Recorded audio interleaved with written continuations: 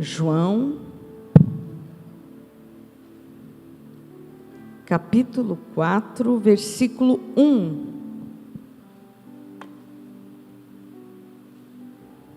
E eu quero pensar com você, usando esse texto de João, capítulo 4, versículo 1, sobre o nosso chamado. Sobre o seu chamado, sobre o meu chamado, a que Deus tem nos chamado hoje.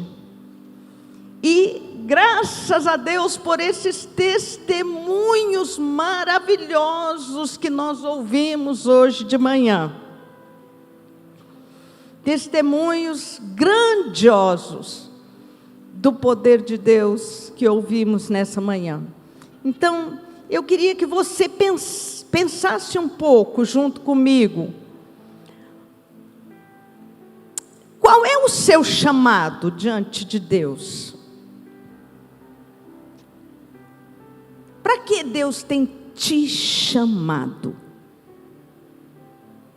Você não está aqui sentado nos bancos da igreja, né? Nessas cadeiras abençoadas aqui da Fonte da Vida, só por estar ou por coincidência. Aliás, na vida de quem serve a Deus não existe coincidência, existe Jesuscidência. Não existe coincidência, existe Jesuscidência. Tudo é plano de Deus, propósito de Deus. O que a gente não entende na hora, a gente vai entender depois. Tudo é propósito de Deus. Mas eu quero que você pense: por quê? Qual é o meu chamado? O que eu estou fazendo? Como é que eu posso contribuir hoje com o reino de Deus? Com a obra de Deus? Será que eu devo contribuir? Será que eu devo ficar do jeito que eu estou? Como é que é esse negócio? Então, nós vamos pegar a história de uma mulher que é uma das grandes figuras, assim, improváveis, né, na palavra de Deus. E vamos ver como Deus a transformou, como Deus agiu na vida dessa mulher. E vamos tirar lições para nós. Vamos ver se eu consigo fazer isso junto com você. Então, vamos lá. Vamos começar no versículo 3 de João, capítulo 4. Deixou Jesus a Judéia e retirou-se outra vez para a Galileia. E era-lhe necessário atravessar a província de Samaria. Chegou, pois, a uma cidade samaritana chamada Sicar, perto das terras que Jacó dera a seu filho José. Ali estava a fonte de Jacó. Cansado da viagem, assentara-se Jesus junto à fonte por volta da hora sexta. Vou parar um pouquinho aqui para tentar explicar para você.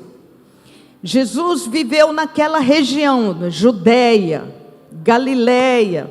Aquela região é uma região relativamente pequena. Aqui no Brasil é tudo muito grande, né? É um país assim, quase continental, quase o continente todo. Mas aquela região lá é tudo região pequena. Jesus Cristo viajava a pé. A única vez que fala que Jesus montou no lombo de um jumento foi para entrar em Jerusalém. E aí ele já foi preso, já foi julgado, condenado e morreu. E ressuscitou, né? Mas é uma região pequena. Então eu vou fazer aqui com a minha mão uma espécie de desenho aqui para você entender. Judeia, aqui em cima, Galileia, mais ou menos por aqui, Samaria no meio. Judeus não se dão com samaritanos. Eu vou explicar, vou dar um motivo, e aí você já vai ver outros, né? Samaritanos eram um povo mesclado, mestiço. Para os judeus era proibido casar com outros povos, eles tinham que se manter puros, a linhagem pura. Samaritano era mestiço. E os samaritanos fizeram, porque eles eram rejeitados pelos judeus, eles fizeram um outro templo, e eles adoravam a Deus num outro templo. Aí para os judeus já era sacrilégio mesmo. Aí já era mais do que sacrilégio, porque judeu, o templo é Jerusalém, é em Jerusalém, tem que adorar a Deus em Jerusalém. Tá, então tá. O que os judeus faziam? Eles saíam aqui da Judeia, eles vinham para a Galileia, que era lugar mais litorâneo, lugar mais de comércio, essas coisas. Eles atravessavam longe, eles faziam isso, iam longe para chegar aqui, atravessavam o Rio Jordão, longe para chegar aqui embaixo, para não passar no território da Judeia, de Samaria. Essa viagem, Judeia, Galileia, que eles faziam isso, eles demoravam 6 dias a pé, andando a pé, 6 dias, para não passar por Samaria. Se eles fossem reto, passando por Samaria, metade do caminho, 3 dias a pé. A pastora Wagner já fez assim, 3 dias andando a pé. Fala para o irmão que está do seu lado, Jesus trabalhou ou não trabalhou? O que você acha? Jesus trabalhou ou não trabalhou? Jesus saiu da Judeia, foi para Galileia e intencionalmente passou por Samaria. Andou, aí fala para o irmão aí que está do seu lado de novo, Jesus queria encurtar caminho, tá bom? 3 dias a pé, andando a pé, passou por Samaria. Vamos lá. Estava ali a fonte de Jacó, e cansado da viagem, Jesus se assentou junto à fonte por volta da hora 6ª. Nisto veio uma mulher samaritana tirar água e disse-lhe Jesus: dá-me de beber, pois os seus discípulos tinham ido à cidade para comprar alimentos, e Jesus não tinha alguma coisa para descer lá embaixo e pegar água. A mulher samaritana veio com o jarro apropriado para pegar água. Dá-me de beber. Então lhe disse a mulher samaritana: como sendo tu judeu, pedes de beber a mim, que sou mulher samaritana? Porque os judeus não se dão com os samaritanos. Vamos parar aqui. Só tinha Jesus e a mulher lá no poço. 11 horas da manhã para meio-dia. Sol rachando mamona e rachando a cachola. Não era hora que as mulheres buscavam água.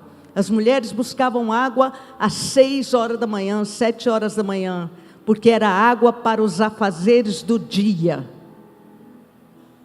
E 6 horas da manhã, 7 horas da manhã, o sol não estava tão quente. Mas aquela mulher não queria conversa com ninguém. Aquela mulher não queria saber de conversa com ninguém. Chega. Não quero saber mais. Não quero conversa. Por isso, quando Jesus chegou para ela e falou assim: dá-me de beber, ela já se defendeu. Isso aqui foi só defesa. Como sendo tu judeu, pede água para mim, que sou mulher samaritana? Eu fico imaginando a cena na minha cabeça. As mulheres que já tiveram que se defender de investidas, sabem bem o que é isso. Não dá conversa, fecha a cara, vira o nariz e sai para o outro lado. Eu estou falando uma linguagem que você não conheça, mulher? Foi isso que ela fez. Fechou a cara. Como é que você, que é judeu, pede água para mim, que sou samaritana? E já ia saindo por outro lado. Pegou a água e ia saindo. E Jesus virou para ela e disse: Ei, se conheceras o dom de Deus, e quem é que te pede, dá-me de beber, tu lhe pedirias e ele te daria água viva. Primeiro ponto que eu quero ressaltar com você: você está aqui hoje porque Ele te amou primeiro, porque Ele te buscou, porque Ele saiu da Judeia e foi para qualquer lugar onde você estivesse, intencionalmente para te buscar. Você estava na mira de Deus. Deus te ama, Deus te buscou, Deus te amou primeiro. Quem aqui tem consciência que fala assim: mas eu resisti um bocado? Quem tem consciência? Você tem consciência? Eu tenho. Você tem consciência disso? Deus andando atrás de você, Deus mandando aí, te cercando de uma maneira, te cercando de outra maneira, e você resistindo. Não gosto de crente, né? Não quero nem saber desse negócio, esse papo de Deus não é comigo.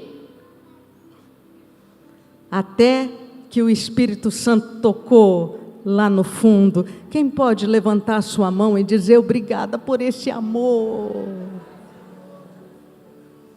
Obrigada por esse amor.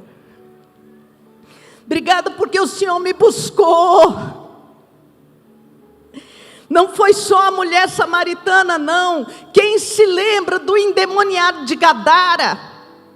Jesus não tinha que ir lá, na terra dos gadarenos, mas Jesus intencionalmente foi lá. Quem se lembra da mulher cananeia? Da mãe desesperada da mulher cananeia? Quem se lembra? A Bíblia diz lá que Jesus foi para os lados de Tiro e Sidom. Ele não tinha que ir lá, não. Estava fora da Judeia. Mas ele foi. Põe a mão no seu peito e fala assim: obrigado, Jesus, o Senhor me buscou. Se você conhecesse o dom de Deus e quem é que te pede, você lhe pediria e ele te daria água viva. Aí a mulher já falou: opa, tem uma coisa diferente aqui. Respondeu ela: Senhor, tu não tens com o que tirar, e o poço é fundo. Onde tens água viva? És tu, porventura, maior do que o nosso pai Jacó, que nos deu o poço do qual ele mesmo bebeu, e bem assim os seus filhos e o seu gado? Afirmou-lhe Jesus: quem beber desta água natural terá sede de novo, mas aquele que beber da água espiritual que eu lhe der, nunca mais terá sede. Pelo contrário, a água que eu lhe der será nele uma fonte que jorra para a eternidade. Você é chamado, você é chamada para ter essa fonte no seu interior que jorra para a eternidade. Você é chamado para ter novidade de vida. Você é chamada para ser cheio do Espírito Santo. Não é para ser um crente esquenta-banco. É para ser cheio do Espírito Santo, meu irmão e minha irmã. Se você não tem ainda uma experiência, olha só o que eu vou te dizer, isso não depende de idade cronológica.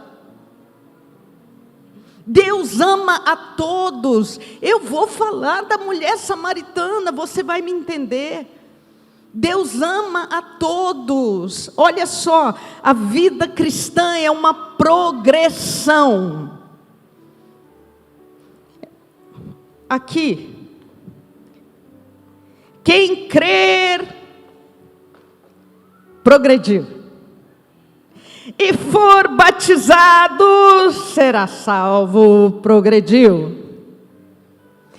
Recebereis poder ao descer sobre vós o Espírito Santo, e sereis minhas testemunhas em Jerusalém, em todo lugar, até os confins da terra. Progrediu.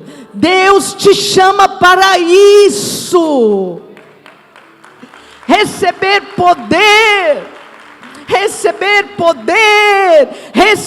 poder, ter uma fonte que jorra para a eternidade no seu interior. Quando a gente não tem essa fonte, esse Espírito Santo no nosso interior, a gente é crente ioiô. Pergunta para o irmão do seu lado, o que é crente ioiô? Você que me assiste pela televisão, o que é crente ioiô? Um dia está em cima, outro dia está lá embaixo. Um dia está forte em Deus, outro dia não quer saber da igreja, afastou da igreja. Um dia está crendo, no outro dia vira e fala assim, põe a mão na minha cabeça, porque eu não estou crendo em mais nada. Crente ioiô. Não é vontade de Deus isso para a sua vida. A vontade de Deus para a sua vida é que você tenha no seu interior uma fonte que jorra para a eternidade. É o Espírito Santo dentro de você. É possível. É possível. Você é diferente dessa mulher? Acho que não. Eu vou ler um pouquinho mais. Disse-lhe a mulher, Senhor, dá-me de beber desta água, para que eu não tenha que vir aqui mais e nem precise tirar água. Não tenha que vir buscá-la. Quer dizer, ela não entendeu ainda. Não entendeu. Quantos anos, quantas pessoas estão aqui e eu me coloco nessa categoria? Porque a revelação de Deus é progressiva. Eu também não entendo o que eu deveria entender. Eu também não cheguei lá. E eu vou continuar falando sobre isso, e você vai ver. Às vezes a gente está sentado aqui no banco da igreja, e a gente não entendeu ainda o que Deus tem para nós. Aí Jesus virou para ela e falou assim, vai, chama teu marido. Pôs o dedo na ferida. Vai, chama teu marido lá, quero falar com ele. Agora doeu. E ela baixou a cabeça. Eu não tenho marido. Desse jeito mesmo. Ela era uma mulher envergonhada. Ela era uma mulher rejeitada, discriminada. Foi por isso que ela foi buscar água na hora que ninguém ia. E eu vou contar uma coisa para você, foi por isso que Jesus também estava lá, na hora que ninguém estava. Obrigado, Jesus. Eu não tenho marido. Disseste bem. 5 maridos já tivestes, e esse que agora tens não é teu. E a gente tem a nossa mente ocidental, né? A nossa mente é ocidental. Então a gente já imagina essa mulher, casou, separou, separou, casou, casou, separou, separou, casou e por aí, né? Mas talvez a situação dela não tenha sido essa. Talvez não tenha sido essa. Naquela época e hoje, viu? Quem gosta aí de governos que não têm os princípios judaico-cristãos como base, hoje, em países orientais e muçulmanos, muitos deles bem atrasados, a mulher se casa hoje, ela tem 1 ano para procriar, 1 ano. Se ela não tem filho nesse 1 ano, ela pode ser trocada por 2 camelos. Ela pode ser trocada por 1 dúzia de cabras, porque 1 dúzia de cabras vai ser mais produtivo para o senhor do que ela. Está escrito aí, nesse texto que você leu, que essa mulher tem um filho. Está escrito aí, vai lá e chama a tua família, tem filho. Pode ser que a situação dessa mulher tenha sido essa, estéril. Casou, foi mandada embora, casou de novo, foi mandada embora outra vez, casou, enviuvou.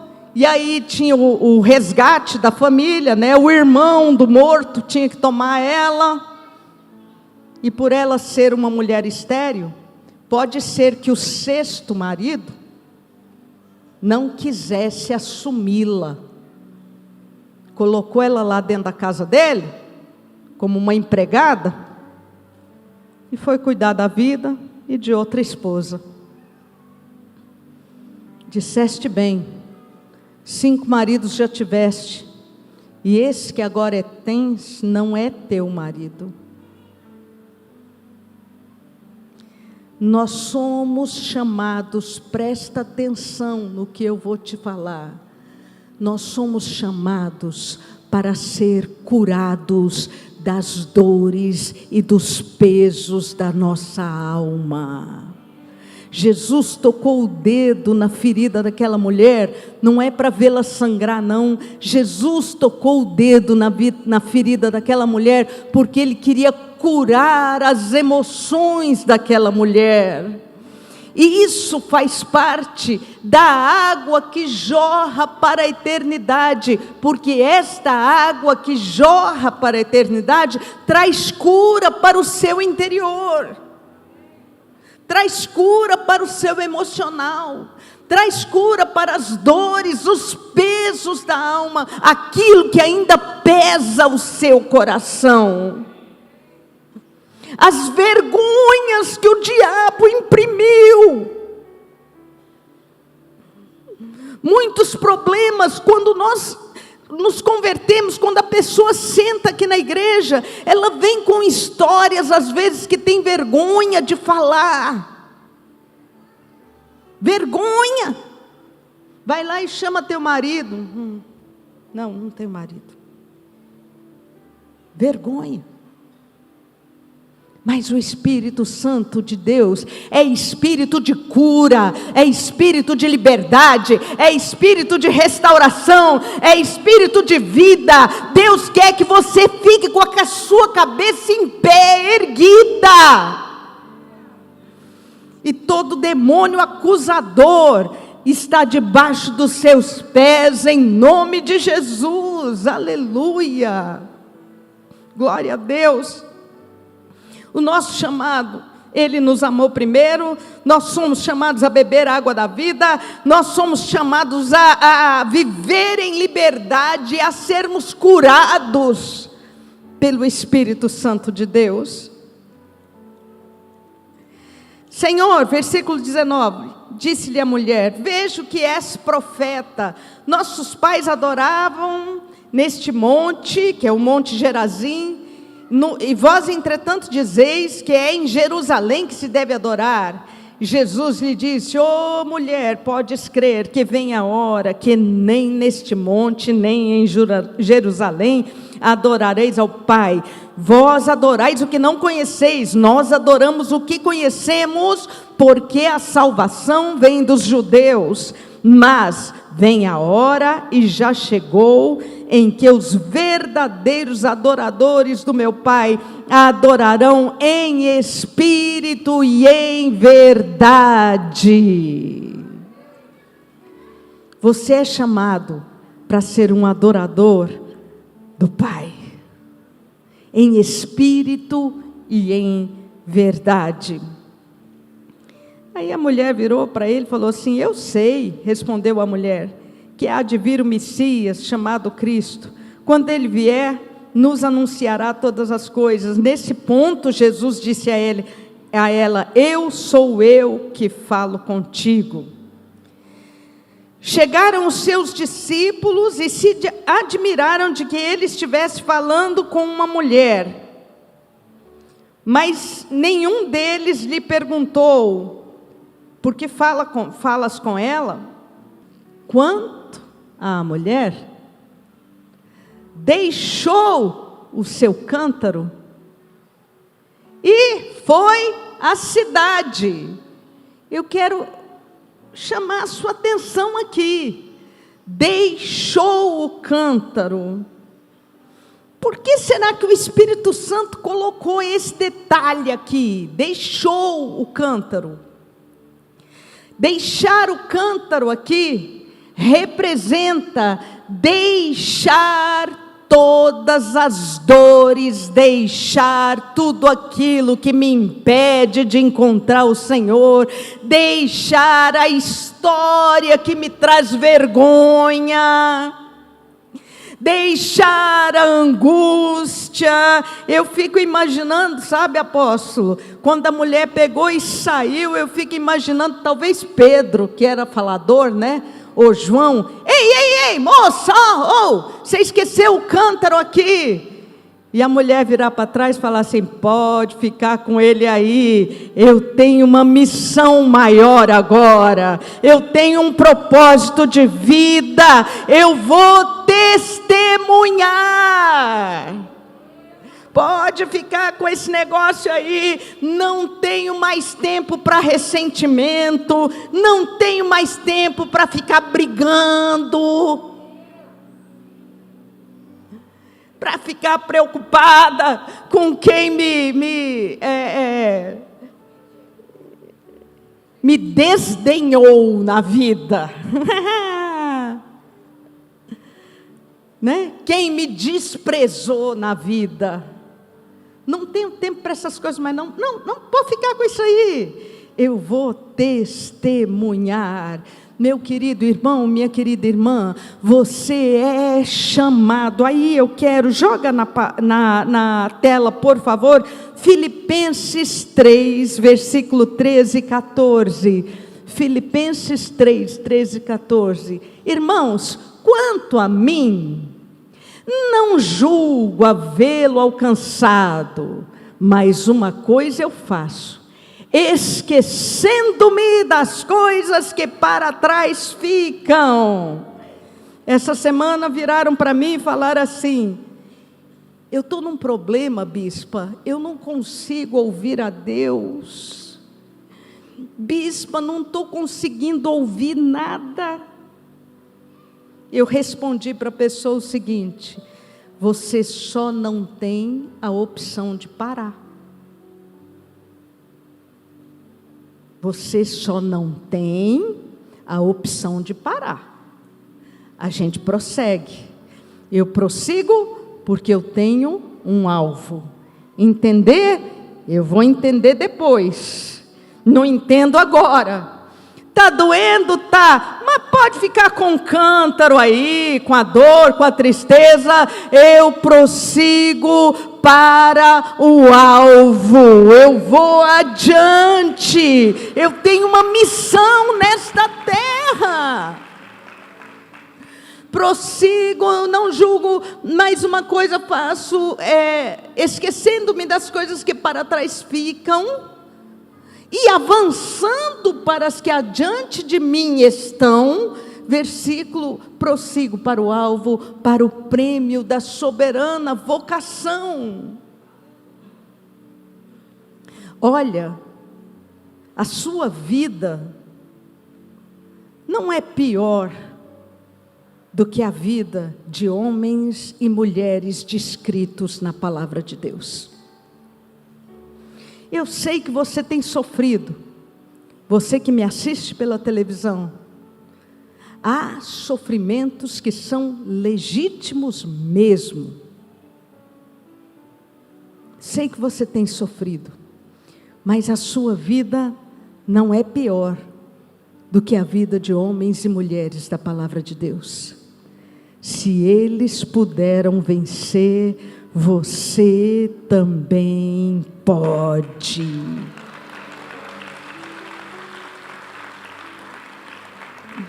O que é que ainda te prende? Qual é a lembrança que ainda te prende? Qual é a dor que te prende? Você me vê falando aqui na frente, você não sabe que eu sou tímida? Para eu estar falando aqui na frente, só Jesus, meu marido, sabe disso, meu pai também que está ali. De natureza eu sou tímida, mas o cântaro ficou lá. Eu tenho uma missão e eu vou na força e na graça do Senhor Jesus Cristo, prossigo para o alvo. Existe algum cântaro que você tem que deixar? A Bíblia diz que o cego, Jesus chamou o cego, né? Jesus é Jesus. Vai lá e chama aquele cego, está gritando. A Bíblia diz que ele de um salto levantou e jogou uma capa. Qual é a capa que te prende? Você ainda está carregando um cântaro pesado? Está na hora de deixar ele com Jesus.